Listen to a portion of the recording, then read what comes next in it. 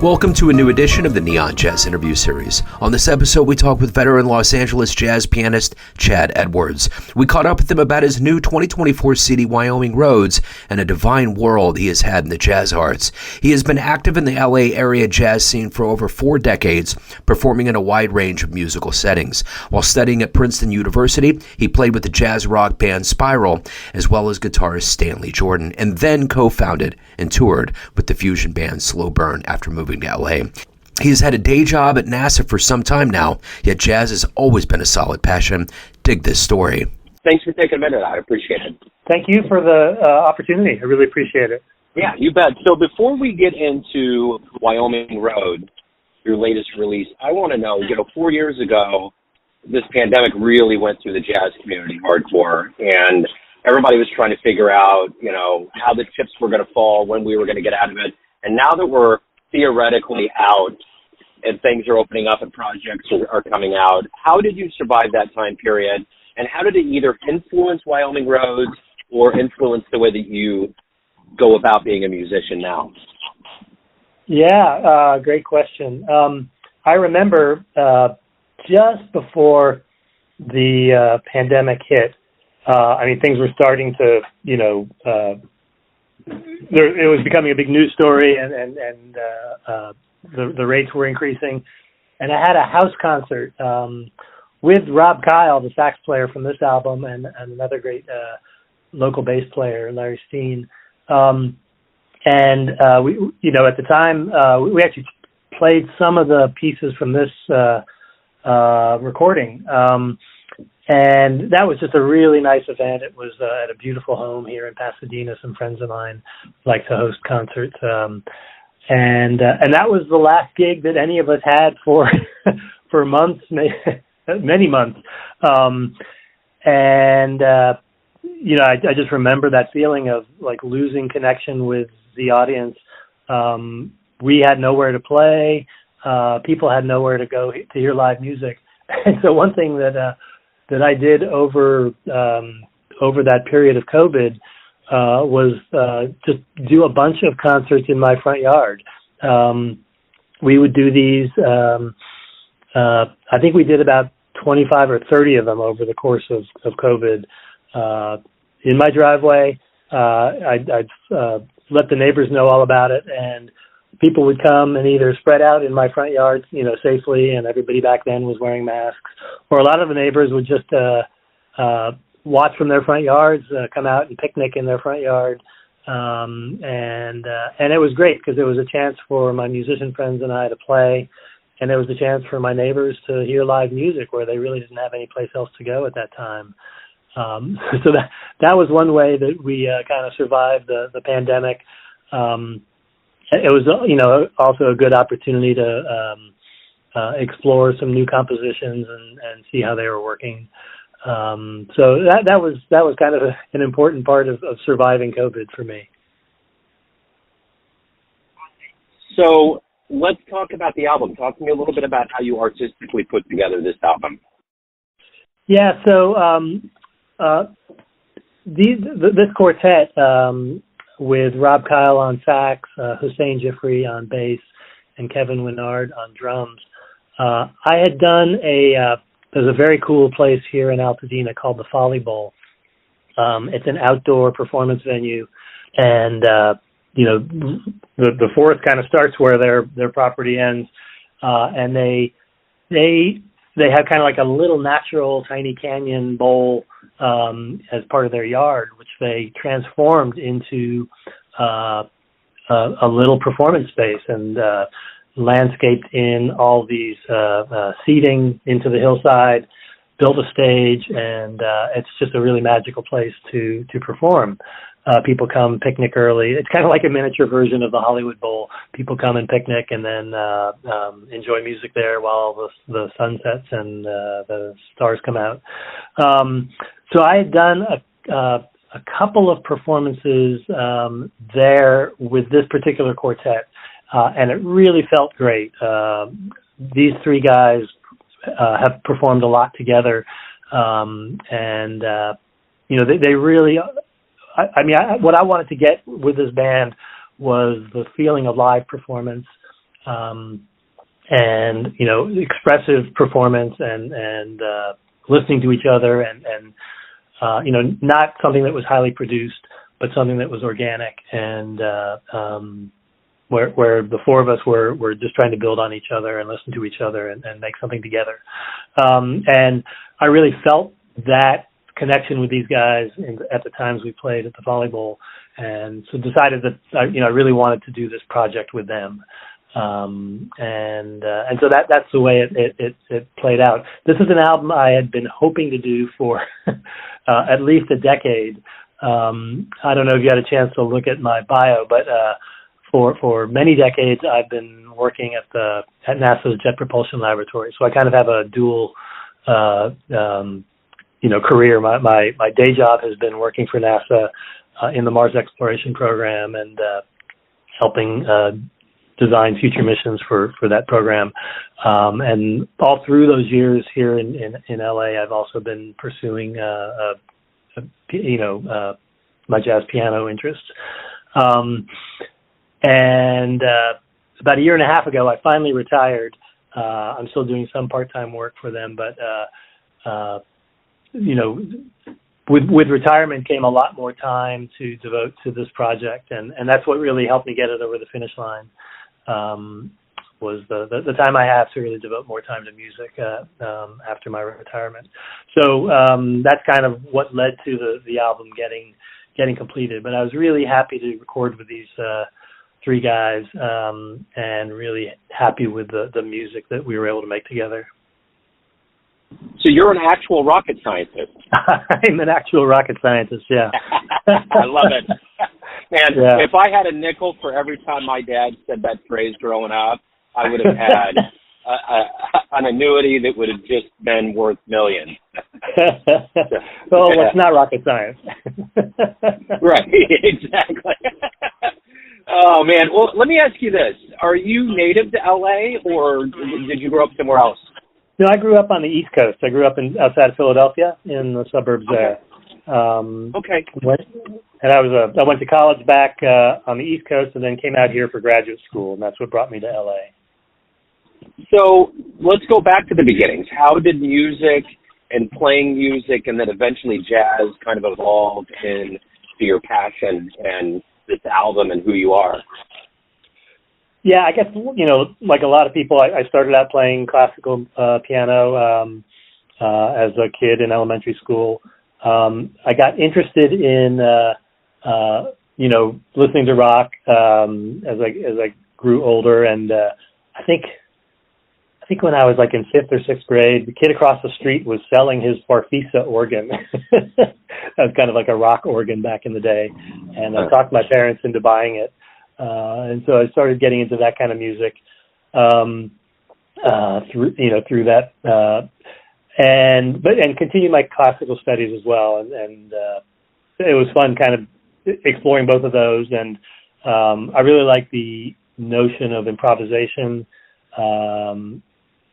And I guess by the time I got to high school, I was getting interested in jazz.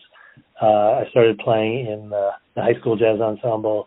And I also, this is back in the day of records and vinyl and LPs, and I joined the Columbia Record Club, I think it was called. I don't know if you remember this, but, Oh, my. Yeah. Yeah, once a month they would ship you, you could pick different albums, and they'd ship you a shipment of whatever you'd ordered. And that really broadened my horizons. I remember getting a John Coltrane album, a McCoy Tyner album, and the one that almost made my head explode. They would send you a little catalog each month and with little blurbs about different albums. And this one album looked pretty interesting. It was Mahavishnu Orchestra, Birds of Fire. So I'll check that out. And I just remember the day that came in the mail, and I put it on my turntable and started it up. And, man, I had never heard anything. This was in the 70s. That was just such an incredible time for music because everything sounded new. Everything sounded like something you'd never heard before. There was just this mix of different styles of music. There were new instruments, electronic instruments. It was fantastic. I just loved everything that was happening at that time. So that really got me into jazz during that period. And in college, I studied physics in college. That was my major, but I spent a lot of time playing music, and played in a couple bands on campus and in town there, and played with some great musicians. Oops, sorry. Someone's at my front door for triggering my Ring doorbell. No worries. So yeah, played a lot of music there, and then I came out to LA for graduate school, and kept playing here. This is a great town to play. I mean, you can just meet so many great musicians here, and so I had opportunities to play with some really fun people over the years. I played in a kind of co-formed a jazz fusion band called Slow Burn that played out here in mostly in the 80s, and did a little bit of touring both here and over in Japan. Just have been keeping pretty busy playing musically as well as doing my JPL rocket science gig. And so that's been a lot of fun over the years. So what was the first live jazz show you saw that blew you away? The first one. So there was a very cool little club. I grew up in a town called Bryn Mawr, Pennsylvania. It's about half an hour west of Philadelphia. And there was a little coffee house there. Didn't serve alcohol, just coffee. It's called the Main Point. And it was legendary. I mean, everybody played there. And so I don't know quite the order of these guys, but I saw Larry Coryell and the 11th House Band. I saw Chick Corea there. Boy, there were a lot of people that came through that club. Those are two of the concerts there that really made an impression. I think Gary Burton came through there. Pat Metheny came through there. That was an amazing. He must have been really young at that time. I think he must have been under 20 at the time. That was a great show. So some of those performances, really made an impression on me. Yeah, it's amazing. I moved to a suburb in Kansas City, Lee Summit, which is the home of Pat Metheny, and I remember all of these vignettes of stories I hear about him just blows my mind. Like just the humble beginnings. They did write a book during the pandemic that was released that talked about all of the clubs he went to and how active he was even while he was in high school. So I'm just always blown away at how prolific he is and how many people have seen him and how good he's done in his career. Yeah, and I mean, from what I've read about him, he's just sort of a tireless student of jazz. I mean, just constantly working to expand his vocabulary. Really impressive guy. I love his music. For sure. So let me ask you this. What do you like the best about being a professional musician? What gets you up every day? What motivates you? About being a professional musician? Yeah, what do you like the best about it? Yeah. I love doing things with other people. Like in terms of sports, I've never been a fan of kind of single-person sports. I've always wanted to play team sports because of the interaction. And so what I love about being a musician is the chance to interact with other people and, to do that musically. And I always find that, the sum is greater than the, what do they say? Greater than the sum of its parts or something. That when you find that chemistry with other people, everybody makes each other play better. Everybody makes each other go places they might not have gone musically by themselves. And so that's what I really love is finding, finding other people that I can make that connection with, and create something special in the moment. So at the end of the day, why do you love jazz? Again, for me, it's all about the improvisational nature of the art form, and I'm a fan of classical music too, and love to hear a great performance of a classical piece. But to hear a great jazz performance and the much freer and more open opportunity to interpret that composition in your own way, I think is what really makes it exciting for me, and that's what I love about it. And I love to hear other people's arrangements. I love to take a jazz standard and try to find a different way of presenting it. And I tried to do some of that on this album. There's 5 originals, but also 4 great standards, and each of them, I want to do something a little different with them. And so, yeah, I mean, for me, that's a big part of jazz is the freedom to explore a composition in new ways. So everyone out there has a perception of you, family, friends, fans, colleagues, that you ultimately run the show. What's your perception of you? Who do you think you are? Oh, wow. Well, for me, it's really been important for me to have these 2 different parts of my life. I love science. I love, growing up, I was, really interested in math and science. And finding my place to work at the Jet Propulsion Laboratory for NASA has been just a wonderful, wonderful opportunity. And I've been involved in, a lot of the Mars missions that have excited people around the world. And it was, just a real honor and privilege to be able to be part of those. At the same time, it was really important to me to have a creative side of my life, artistically creative side, and music has been what's provided that balance. So, I guess for me, it's been all about trying to have that balance between 2 different parts of my life, and to find a lot of joy and pleasure and reward from both of them. So if anyone wants to catch you live, get the new album, Wyoming Road, or any of the good business in your world, where's the best place to go? So best place, come to my website, www.chadedwardsmusic.com. You can read a little bit more about me. You can definitely, read about the album, find the album. You can obviously stream it on all the streaming sites, but if you're the kind of person that likes to hold it in your hands, you can buy a copy. Information on the site will get you to where you can buy a copy. That's the place to go. I'm excited. Excellent, Chad.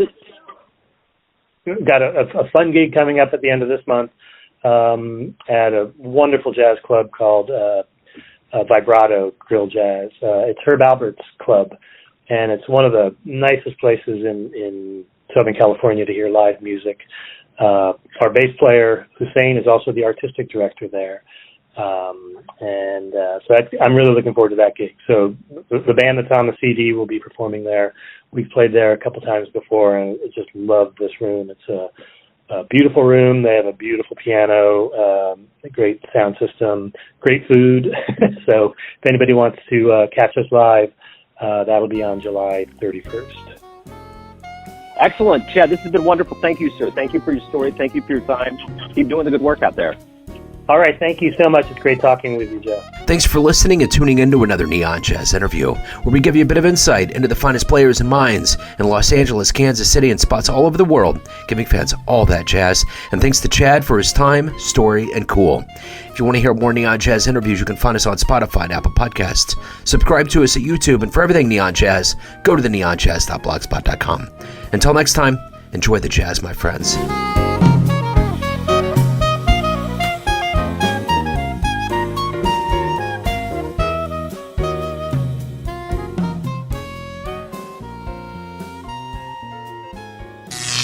Neon Jazz.